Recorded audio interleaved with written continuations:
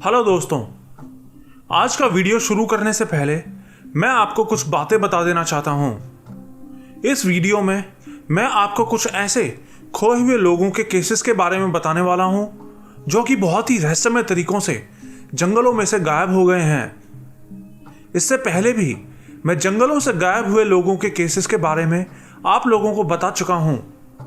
अगर आपने वो वीडियोस नहीं सुने हैं तो आप एक बार उन वीडियोस को जरूर सुनें। आज का ये वीडियो बेस्ड है डेविड पोलाइडिस की लिखी एक बुक पर। डेविड पोलाइडिस अमेरिका के एक एक्स पुलिस ऑफिसर हैं जो कि लंबे समय से इन जंगलों के केसेस पर रिसर्च कर रहे हैं। आगे की सारी बातें मैं बिल्कुल वैसे ही बताऊंगा जैसे डेविड ने अपनी बुक में लिखी हैं। सैकड़ों हजारों किलोमीटर में फैले ये जंगल दुनिया की कुछ सबसे खूबसूरत जगहों में से हैं। लेकिन खूबसूरत होने के साथ साथ ये जंगल उतने ही खतरनाक भी हैं। बर्फ से ढके इन ऊंचे ऊंचे पहाड़ों और घने जंगलों को देखने के लिए हर साल पूरी दुनिया से लाखों करोड़ों टूरिस्ट इन जंगलों में घूमने आते हैं। अब जाहिर है कि इतने सारे लोगों में से हाइकिंग और कैंपिंग करते हुए कुछ लोगों का गायब हो जाना कोई बड़ी बात नहीं है। हालांकि इन खोने वाले लोगों में से ज्यादातर लोग सर्च एंड रेस्क्यू टीम्स की मदद से पहले 48 घंटों में ही ढूंढ लिए जाते हैं, लेकिन कुछ लोग बहुत ही रहस्यमयी तरीकों से गायब हो जाते हैं और फिर कभी नहीं मिलते। इन खोए हुए लोगों पर थोड़ी रिसर्च करने पर पता चलता है कि इन जंगलों की ऊपरी खूबसूरती के नीचे कुछ बहुत ही गहरे काले राज छुपे हैं जिस पर अभी तक किसी का ध्यान नहीं गया है। और इन खोने वाले लोगों की संख्या कोई 10-20 नहीं है, ये दसियों हजारों लोग हैं जो इन जंगलों से गायब हो गए हैं। लेकिन सरकार फिर भी इनके बारे में बात करने से बचती है। लोगों के इस तरह गायब होते जाने को अमेरिका का साइलेंट मास डिजास्टर भी बोला जाने लगा है। इन जंगलों में आज तक कितने लोग खोए हैं इसका कोई पक्का नंबर भी किसी को मालूम नहीं है, क्योंकि फॉरेस्ट अथॉरिटीज ने पिछले 2-4 सालों से ही खोए हुए लोगों का रिकॉर्ड रखना शुरू किया है। लेकिन अभी तक की गई मेरी इन्वेस्टिगेशंस के बेस पर मुझे यकीन है कि इन खोए जाने वाले लोगों की संख्या हमारे अनुमान से कहीं ज्यादा हो सकती है। इन जंगलों में लोग कम से कम पिछले 200 सालों से गायब होते आ रहे हैं। मैंने इन केसेस पर काम करना तब शुरू किया था जब जंगल में काम करने वाले एक सर्च एंड रेस्क्यू ऑफिसर ने एक केस में हेल्प के लिए मुझे बुलाया था। उस सर्च एंड रेस्क्यू ऑफिसर ने मुझे बताया था कि इस जंगल में बहुत सारे लोग बहुत ही रहस्यमय तरीकों से गायब हुए हैं और उसको यकीन था कि इन सब चीजों के पीछे कोई बहुत ही बड़ा रहस्य छुपा हुआ है। मैंने जब इन केसेस पर काम करना शुरू किया तो मुझे भी ये जानकर बहुत हैरानी हुई कि कैसे इतने एक्सपीरियंस्ड हाइकर्स और शिकारी जिनकी पूरी उम्र ही जंगलों में बीती हो, वो इन जंगलों से गायब हो गए हैं। मैंने खुद इस रहस्य का पता लगाने का फैसला किया, लेकिन यह आसान काम नहीं था। इतने सालों से गायब होते आए लोगों का डेटा कलेक्ट करके उसको एनालाइज करना यह अकेले आदमी के लिए बहुत ही मुश्किल था। अपनी रिसर्च के शुरुआत में मैंने ऐसे केसेस जिनमें यह पॉसिबिलिटी हो सकती थी कि खोने वाले इंसान को किसी जंगली जानवर ने गायब कर दिया हो, या फिर खोने वाला शख्स मेंटली अनस्टेबल हो, या फिर कोई ऐसा केस जिसमें किसी के सुसाइड करने का चांस हो, मैंने ऐसे केसेस को छुआ ही नहीं। मैंने अपनी जांच सिर्फ उन्हीं केसेस से शुरू की थी जिनमें खोने वाले शख्स का गायब होना बिल्कुल इम्पॉसिबल था। और कुछ ही हफ्तों में मैंने लोगों के गायब होने का एक पैटर्न पता लगा लिया। मुझे भी ये जानकर बहुत हैरानी हुई कि इस तरह से लोगों के गायब हो जाने की घटनाएं सिर्फ कुछ ही जंगलों की कुछ ही चुनिंदा जगहों पर हो रही थी। इनमें ज्यादातर घटनाएं नदियों या समुद्र के आसपास बसे जंगलों में हुई थी, जो कि वाकई में हैरान कर देने वाला था, क्योंकि इससे यही साबित हो रहा था कि जो कोई भी चीज इन सब चीजों के पीछे है वो बेहद चालाक है और शिकार करने में माहिर है। आगे मैं आपको ऐसे ही कुछ बहुत ही हैरान कर देने वाले केसेस के बारे में बताने वाला हूं। ये कुछ ऐसे केसेस हैं जो कि इंसानी समझ से बिल्कुल परे हैं। किसी के अचानक गायब हो जाने का एक बहुत ही फेमस केस जिसको मैंने इन्वेस्टिगेट किया था, वो था एक 6 साल के लड़के का केस। वो बच्चा अपने दादाजी और अपने 9 साल के बड़े भाई के साथ एक बार जंगल में घूमने के लिए गया था। वो जंगल था तो बहुत ही घना, लेकिन वो लोग जंगल के अंदर की तरफ ना जाकर बाहर की तरफ ही थे, जहां सिर्फ छोटे मोटे पेड़ ही थे। ये बात 14 जुलाई 1969 की है। जंगल में मस्ती करते हुए दोनों भाइयों की दोस्ती कुछ और दूसरे लड़कों से हो गई, जो वहां उनके जैसे ही अपनी फैमिलीज के साथ घूमने आए थे। शाम के करीब 4 बजे सब बच्चे मिलके हाइड एंड सीक मतलब कि छुपन छुपाई का खेल खेल रहे थे। जब खेल खत्म हुआ तो सब बच्चे अपने छुपने की जगह से बाहर आ गए, सिवाय उस 6 साल के लड़के के। किसी को नहीं पता कि वो अचानक से कहां गायब हो गया। बच्चों ने बताया कि आखिरी बार उन्होंने उसको घने जंगल की तरफ झाड़ियों में जाके छुपते हुए देखा था। बच्चे के पापा को जब उसके खोने की बात पता लगी तो वो अकेले ही 2 किलोमीटर भागते हुए ऊपर पहाड़ी तक उसको ढूंढने गए, लेकिन वो बच्चा कहीं नहीं दिखाई दिया। बच्चे को ढूंढने का ऑपरेशन चलाया गया। अगले 2 हफ्तों तक करीब 1500 सर्च एंड रेस्क्यू ऑफिसर्स और वॉलंटियर्स ने उस 56 स्क्वायर मील में फैले जंगल का चप्पा चप्पा छानना शुरू कर दिया। साथ ही मैं आपको एक बात और बता दूं, ये सर्च एंड रेस्क्यू ऑफिसर्स बहुत ही हाईली ट्रेन्ड ऑफिसर्स होते हैं। जंगल चाहे कितना भी घना क्यों ना हो, छोटी से छोटी चीज को भी, जैसे कि किसी के द्वारा यूज की गई माचिस की तिल्ली को भी ये लोग ढूंढ निकालते हैं, लेकिन किसी को भी बच्चे का कोई सुराग नहीं मिला। यहां तक कि यूएस आर्मी के ग्रीन बैरेट्स, जो कि स्पेशल फोर्सेस का पार्ट हैं, उनकी भी एक टुकड़ी को बच्चे को ढूंढने के काम में लगाया गया। ग्रीन बैरेट्स को इस तरह के सर्च ऑपरेशन में बुलाया जाना आम बात नहीं है। ग्रीन बैरेट्स को किसी ऑपरेशन में तभी बुलाया जाता है जब मामला नेशनल सिक्योरिटी से जुड़ा हो, लेकिन ग्रीन बैरेट्स की वो टीम बाकी के सर्च एंड रेस्क्यू ऑफिसर्स और वॉलंटियर्स के साथ काम नहीं कर रही थी। वो एक अलग ही जगह ढूंढ रहे थे। पूछे जाने पर वो लोग किसी को कुछ बताते भी नहीं थे। जिस दिन बच्चा गायब हुआ था, उसी दिन उसके गायब होने की जगह से करीब 4 किलोमीटर दूर एक दूसरी फैमिली जो कि जंगल में घूमने आई हुई थी, उन्होंने बताया कि शाम के करीब 5:30 बजे, मतलब कि उस बच्चे के गायब होने के 1.5 घंटा बाद, उनको जंगल में किसी की बहुत ही भयानक चीख सुनाई दी। जब उन्होंने उस आवाज की तरफ देखा तो देखा कि बिल्कुल किसी भालू के जैसे दिखने वाला कोई आदमी एक छोटे बच्चे को अपने कंधे पर बिठाकर जंगल के अंदर की तरफ जा रहा था। लेकिन एफबीआई ने यह बात मानने से बिल्कुल इनकार कर दिया, क्योंकि उनके हिसाब से सिर्फ 1.5 घंटे में कोई इस घने जंगल में उस जगह से चलकर वहां तक नहीं पहुंच सकता था।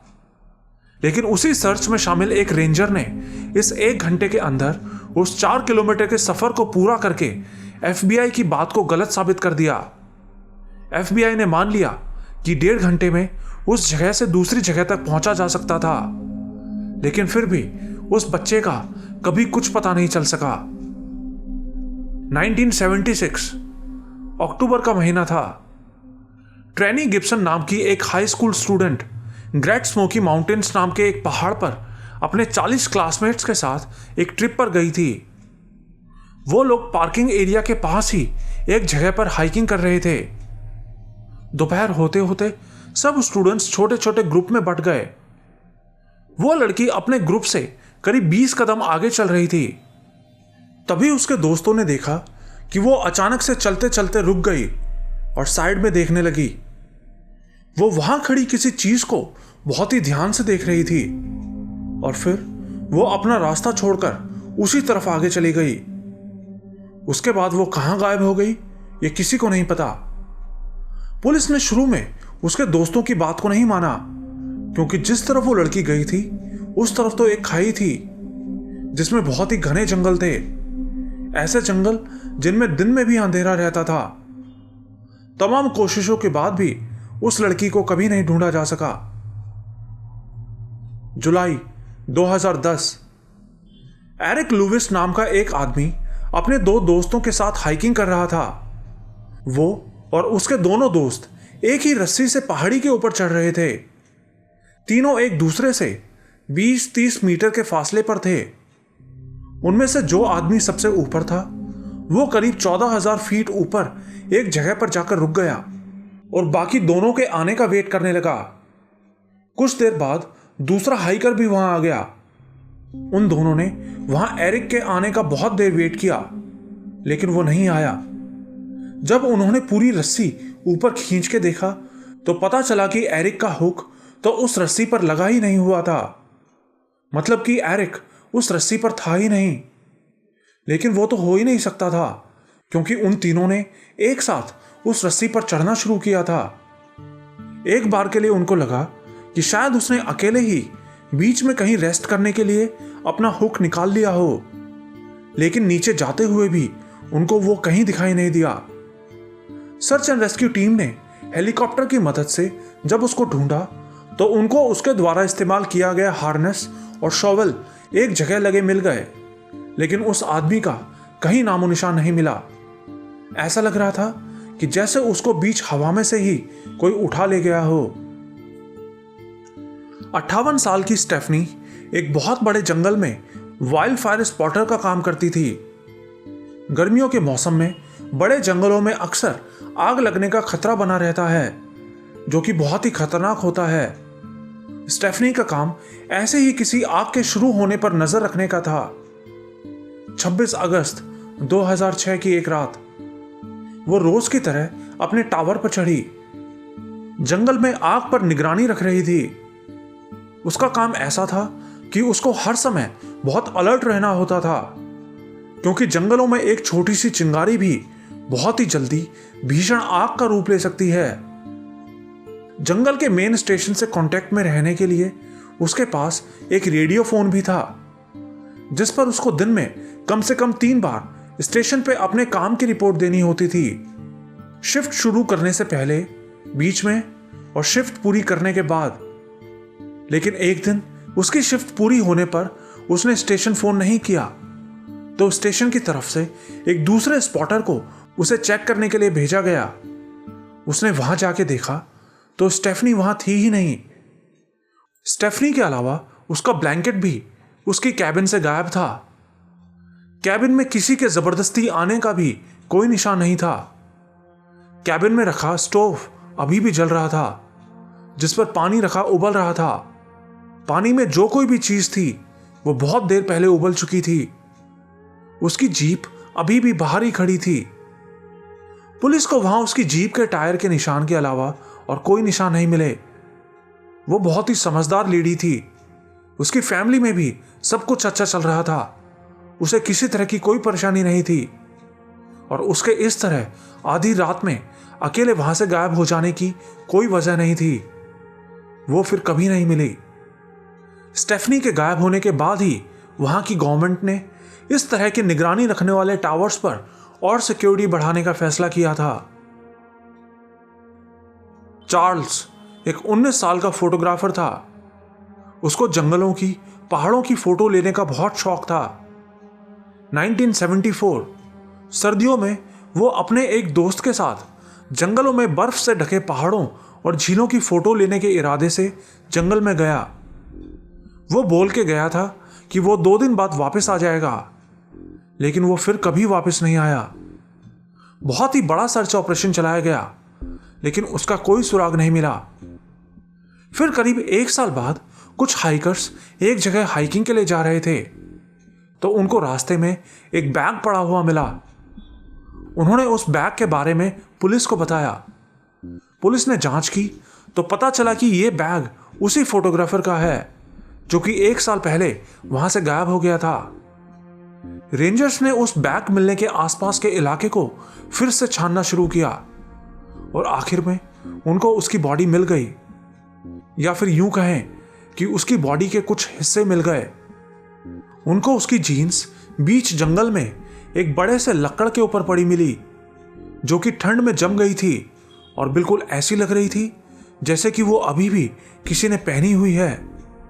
और सबसे अजीब बात थी कि उस जीन्स के नीचे से उसकी जुराबें भी बाहर निकल रही थी, जैसे वो किसी ने अभी भी पहनी हुई हों। उन जुराबों के अंदर उनको उसके पैरों की 12 छोटी छोटी हड्डियां रखी मिली। उससे करीब 12 फीट दूर उनको उसकी खोपड़ी के ऊपर का हिस्सा, उसके बूट्स और उसकी शर्ट भी पड़े मिल गए।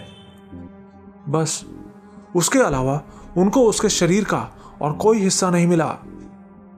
जो बात सबसे अजीब थी वो ये थी कि वो उस जगह तक पहुंचा कैसे, क्योंकि जिस दिन वो उस जंगल में गया था उस दिन इस जगह पर 7 फीट मोटी बर्फ चढ़ी हुई थी, और इतनी बर्फ में उस जंगल के इतने अंदर तक जाना बिल्कुल इम्पॉसिबल था। बिल्कुल इसी से मिलता जुलता एक और केस मुझे साल 2004 में कनाडा में भी देखने को मिला था। 49 साल का एक आदमी जंगल में खो गया था, और ये जो आदमी खोया था ये कोई आम इंसान नहीं था।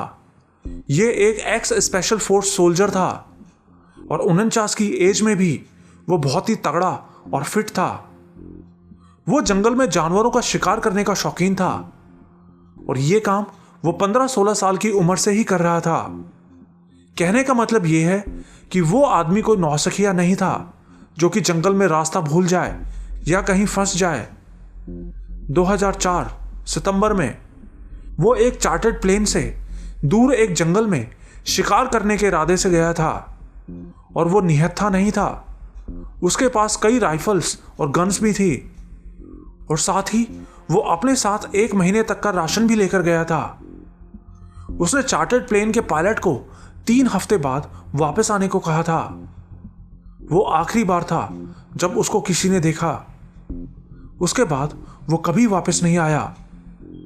प्लेन का पायलट उसको वापस लेने गया तो उसे वो जगह मिल गई जहां वो रुका था। वहां उसका टेंट बिल्कुल अच्छे से लगा हुआ था, जिसमें खाने का सारा सामान अच्छे से रखा हुआ था, लेकिन उस आदमी का कहीं कोई नामो निशान नहीं था। जब जंगल की अथॉरिटीज को उसके खो जाने की खबर मिली तो उस जगह रेस्क्यू ऑपरेशन चलाया गया, और उस पूरे एरिया को अच्छे से ढूंढा गया, और उसके कैंप से बस 60 फीट दूर ही उसके कुछ दांत और हड्डी का एक टुकड़ा जमीन पर पड़ा हुआ मिला। उसके पास ही उनको उसका बैग रखा हुआ भी मिला। उसका वो बैग इस तरह से रखा हुआ लग रहा था जैसे कि वो गायब होने से पहले उस बैग के ऊपर बैठा हुआ हो। उसका हंटिंग बो, मतलब कि तीर कमान, साथ में लगे एक पेड़ के पास रखा हुआ था। वो सारा सीन देखने में ऐसा लग रहा था जैसे वो वहां उस बैग के ऊपर बैठा आराम कर रहा हो और अचानक से वहां से गायब हो गया हो। आसपास की मिट्टी का एनालिसिस करने पर पता चला कि उस जगह कोई बड़ा जानवर जैसे कि कोई शेर या भालू भी नहीं आया था, क्योंकि मिट्टी में ऐसे किसी जानवर की लीद नहीं मिली थी।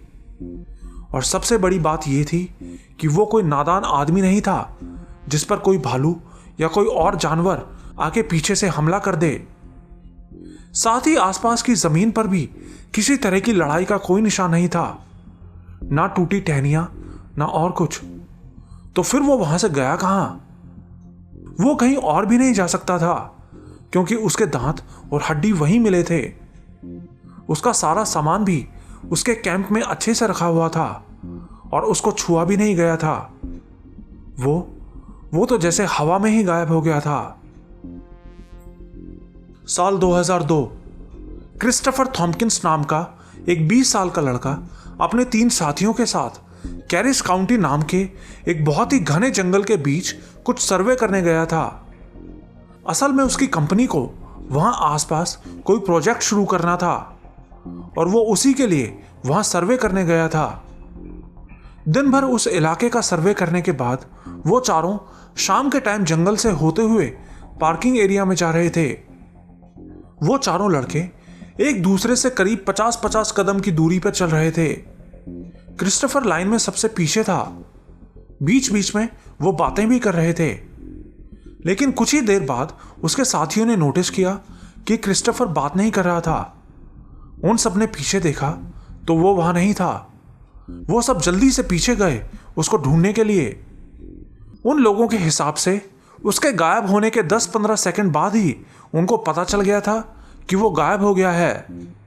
मतलब कि पीछे ढूंढने जाने में उन्होंने ज्यादा देर नहीं की थी। वो उसी वक्त पीछे गए तो देखा कि पीछे रास्ते में एक जगह पर कुछ सिक्के पड़े थे। उन्होंने और ढूंढा तो उनके उसके एक पैर का जूता भी रास्ते के साथ लगी बार्ब वायर में फंसा मिला। बाद में जांच में उस बार्ब वायर में उसकी पैंट के कुछ टुकड़े भी फंसे मिले थे। कई दिनों तक बड़ी सर्च चलाने के बाद भी क्रिस्टोफर का नामो निशान नहीं मिला। लेकिन जिस तरह से उसकी जेब के वो सिक्के और उसका बूट वहां फंसे मिले थे, ऐसा माना जा रहा था कि जो कोई भी उसको वहां से ले गया था वो उसे उल्टा लटका के ले गया था। 11 जून 2016 टॉड नाम का एक 22 साल का लड़का एक रात अपने कुछ दोस्तों के साथ जंगल में पार्टी करने गया था। लेकिन रात 12:30 बजे ही उसको तबीयत ठीक नहीं लग रही थी तो वो अकेला ही वहां से निकल गया। उसने ज्यादा ड्रिंक भी नहीं की थी, लेकिन वैसी हालत में वो नहीं चाहता था कि वो ड्राइव करे, इसलिए उसने अपने एक दोस्त को कॉल किया उसको घर छोड़ने के लिए। उसके दोस्त ने बताया कि जब उसकी कॉल आई तो उसने सिर्फ इतना ही कहा था कि मैं पार्किंग वाले मैदान में हूं। बस इसके बाद उसकी कॉल कट गई। उसके दोस्त ने जब उसे फिर से कॉल किया तो दूसरी तरफ से सिर्फ भारी सांसों की आवाज आ रही थी और कुछ ही सेकंड्स बाद कॉल फिर से कट गई। फिर अगली सुबह उसके बाकी सब दोस्त अपने अपने घर पहुंच गए, लेकिन वो नहीं पहुंचा। उसके घर वालों ने उसके दोस्तों से पूछा तो पता चला कि रात में वहां से निकलने के बाद उसको किसी ने नहीं देखा था। बहुत बड़ा ऑपरेशन चलाया गया उसको ढूंढने के लिए। करीब 1500 वॉलंटियर्स और सर्च एंड रेस्क्यू ऑफिसर्स उसको ढूंढ रहे थे। यहां तक कि हेलीकॉप्टर्स की भी मदद ली गई जिनके ऊपर इंफ्रारेड कैमरे फिट थे, लेकिन वो नहीं मिला। वो तो जैसे धरती से गायब ही हो गया था। फिर 3 हफ्ते बाद 2 जुलाई एक कपल ऑबन हॉल नाम की एक नदी के पास टहल रहे थे। टहलते टहलते उनको नदी में कुछ तैरता हुआ नजर आया। वो एक लाश थी। उन्होंने बताया कि वो लाश नदी के पानी के बिल्कुल ऊपर तैर रही थी। बाद में पता चला कि वो उसी लड़के की लाश थी। लेकिन हैरानी की बात थी कि जिस नदी में वो मिला था उस नदी में पहले कम से कम 3 बार उसको ढूंढा जा चुका था गोताखोरों की मदद से। सबने मान लिया कि शराब के नशे में नदी में गिर के डूबने से उसकी मौत हुई थी, लेकिन ऐसा भी नहीं था। उसकी मौत डूबने से नहीं हुई थी। उसके लंग्स में कोई पानी नहीं था, यहां तक कि उसके ब्लड में भी अल्कोहल बहुत कम था। लोगों के अजीबोगरीब तरीके से गायब होने और मारे जाने की इन घटनाओं के पीछे किसका हाथ हो सकता है, इसका जवाब खुद डेविड पोलार्डिस के पास भी नहीं है। लेकिन उनकी किताबों को पढ़ के लगता है कि वो इन सब चीजों के पीछे किसी और ही चीज के होने की तरफ इशारा करते हैं। वो खुल के तो कुछ नहीं बताते, लेकिन इन केसेस को सॉल्व करने के लिए कोई भी थ्योरी फिट नहीं बैठती। हो सकता है शायद जंगल में किसी जंगली जानवर ने उनके ऊपर अटैक कर दिया हो और मार के अपने साथ ले गया हो, या फिर शायद किसी सीरियल किलर ने उनका मर्डर कर दिया हो, या फिर शायद कोई सही में रास्ता भूल गया हो और जंगल में कहीं खो गया हो, शायद नशे में, ड्रग्स के नशे में, या फिर कोई जानबूझ के ही गायब होना चाहता हो नई जिंदगी शुरू करने की चाहत में। लेकिन इनमें से कोई भी थ्योरी इन केसेस पर फिट नहीं बैठती, क्योंकि अगर कोई जंगली जानवर उनको खींच के जंगल में ले गया हो तो आसपास उनका खून या फिर दूसरे निशान जरूर मिलते, लेकिन ऐसा कोई निशान इन केसेस में नहीं मिलता। ना ही ऐसा हो सकता है कि कोई जंगल में रास्ता भूल गया हो, क्योंकि खोने वालों में से बहुत से ऐसे लोग हैं जो कि पहले बहुत बार इन जंगलों में आ चुके हैं और रास्तों को अच्छे से जानते हैं। यहां तक कि स्निफर डॉग्स और इंफ्रारेड हेलीकॉप्टर्स भी उनको नहीं ढूंढ पाते। और जानबूझ के गायब होना दूसरी जिंदगी शुरू करने के लिए, ऐसा करने के लिए तो बहुत सारी प्लानिंग चाहिए, पैसा चाहिए। इतने लोग ऐसा नहीं कर सकते। डेविड पोलार्डिस कहते हैं कि इन सब सवालों के जवाब आज तो उनके पास नहीं है, लेकिन उनको उम्मीद है कि एक ना एक दिन वो ज़रूर इन रहस्यों से पर्दा उठा सकेंगे। ऐसे रहस्य जिनके खुलने पर शायद हमारी पूरी दुनिया ही हिल जाए।